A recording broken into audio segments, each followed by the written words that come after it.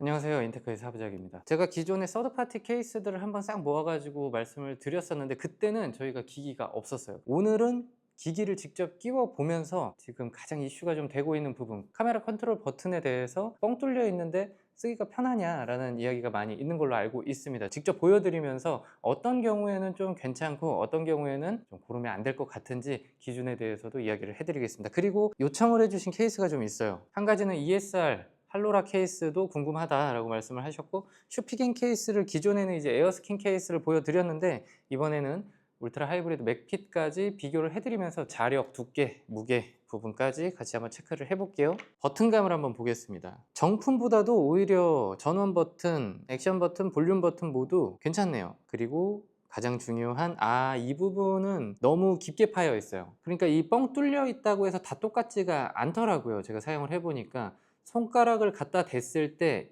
앞쪽과 뒤쪽의 높이가 너무 높으면 엄지손가락이 비집고 들어갈 틈이 없는 거예요. 이게 그래도 어느 정도 좀 벌어져 있으면 손가락이 안쪽에 들어가면서 오히려 버튼이 막혀 있는 것보다 편할 때도 있거든요. 카메라 컨트롤 버튼을 누르기가 상당히 좀 힘듭니다. 특히 뒷면이 너무 높게 올라와 있고 너무 단단해요. 이 뒷부분이 사실 저는 좀 중요하다고 생각을 하거든요. 사이즈별로 다를 수도 있으니까 프로도 한번 보겠습니다. 역시 버튼감은 나무랄 데가 없네요. 그런데 카메라 버튼은 역시 이 뒤쪽이 너무 튼튼해요. 정말 아쉽습니다. 다른 부분은 참 보호력도 괜찮아 보이고 TPU 소재가 좀 많이 들어가서 변색이 올 것 같기는 하지만 그래도 추천을 할 수도 있을 텐데 이 부분은 상당히 좀 자, 프로 케이스 무게입니다. 32.9, 프로맥스 37.3, 프로 기준 두께입니다. 1.55, 프로맥스 1.61, ESR 자력 보겠습니다. 800. 꼬리 쪽 자력이 약간 아쉽네요. 300 정도 나오고 있습니다. 프로맥스 기준으로도 한번 보겠습니다. 400, 500, 꼬리 쪽도 400대를 보여주고 있네요. 자력은 뭐 무난한 수준이다 라고 볼 수가 있겠어요. 자, 다음은 슈피겐 케이스입니다. 기존의 에어스킨 케이스하고 사실 일단 지금 육안으로 봤을 때는 조금 두꺼운 느낌? 만져보면 확실히 조금 더 단단하다. 뒷판의 강도는 거의 비슷합니다. 그런데 울트라 하이브리드 쪽이 살짝 더 두껍고 TPU 쪽의 소재도 더 두꺼운 감이 있어요. 무게를 바로 보겠습니다. 울트라 하이브리드 맥핏이에요. 39.9. 기존 거랑 한번 비교를 해드릴게요. 에어스킨의 경우에는 31.0. 거의 한 9g 정도 차이니까 무시할 수 없는 차이네요. 다양하게 보여드리려고 울트라 하이브리드 맥핏은 프로용을 추가로 구매를 했어요. 기종의 차이는 있지만 사이즈가 비슷하기 때문에 한번 보겠습니다. 프로 울트라 하이브리드 맥핏 34.1, 에어스킨 일반입니다. 27g. 두께 보겠습니다. 울트라 하이브리드 맥핏 1.79, 에어스킨의 경우 1.50, 프로의 경우 1.81, 에어스킨 일반 1.51. 자력도 한번 봐야죠. 자력 괜찮네요. 700. 역시나 슈피겐의 이 꼬리 자력은 믿을만 합니다. 저는 이 부분이 상당히 좀 마음에 들어요. 에어스킨입니다.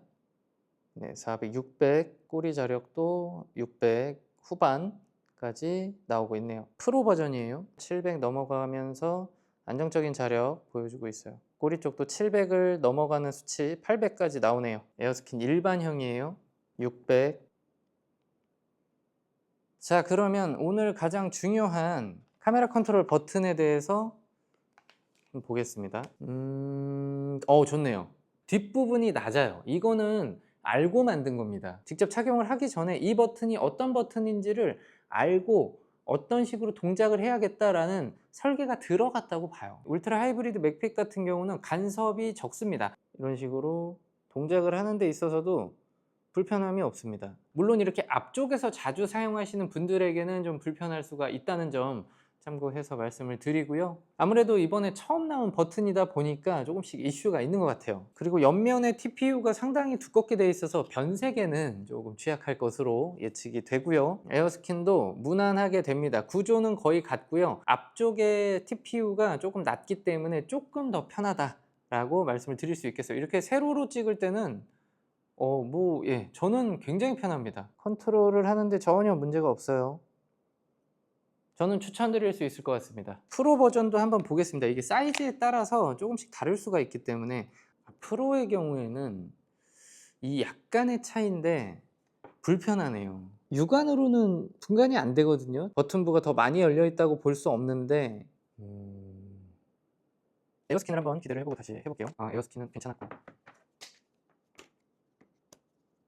제가 테스트를 해보니까 슈피겐 울트라 하이브리드 맥픽 같은 경우는 카메라 컨트롤 버튼 부분에서 약간의 간섭이 발생을 하고 있습니다. 특히 프로의 경우 조금 더 그 증상이 나왔고요. 하지만 에어스킨 같은 경우는 버튼을 사용하는데 확실히 좀 편했습니다. 자, 이런 식으로 사용하는데 문제가 없습니다. 그래서 제 개인적인 경험으로는 슈피겐 케이스를 선택하려는 분들에게는 에어스킨 케이스를 조금 더 추천을 드릴 수가 있겠어요. 자, 이번에는 베루스를 한번 보여드리겠습니다. 자력에서는 제가 좀 아쉽다라고 말씀을 드렸었는데 카메라 컨트롤 부분은 어떨지 한번 보겠습니다. 근데 이 부분도 공통된 부분이 있는 것 같아요. 이렇게 앞뒤로 막혀있는 케이스는 불편합니다. 지금 버튼을 누르는 게 눌리기는 하는데 뭔가 힘으로 밀고 들어가야 됩니다. 일반은 또 편할지도 당연히 같은 구조이기 때문에 앞으로는 이렇게 금형이 제작되면 안 될 것 같다라는 개인적인 생각이에요. 그 밖에 다른 특징들은 저희가 기존 영상에 있으니까 참고해 주시기 바랍니다. 제가 상당히 기대했다가 약간 실망을 했던 바로 신지모루인데요. 이것도 같은 구조예요. 뭐 이제는 더 이상 뭐 해볼 것도 없겠다라는 느낌이 들 정도로 앞뒤로 턱이 존재하기 때문에 불편합니다. 링케 편해요. 링케가 편한 이유도 뒤쪽이 좀 얇기 때문이에요. 두 개를 비교해서 보시면 확실히 차이가 좀 나는데요. 이 뒷턱이 문제인 거예요. 결국은 동작시키는데 무리가 없어요. 지금까지 중에서는 슈피겐의 에어스킨도 괜찮았는데 제 경험으로는 링켓 케이스가 카메라 컨트롤 부분에서만큼은 가장 좀 뛰어나지 않나. 뛰어나다는 게 사실은 그러니까 간섭이 좀 적다, 그래서 쓸만하다라는 평가를 드릴 수가 있겠습니다.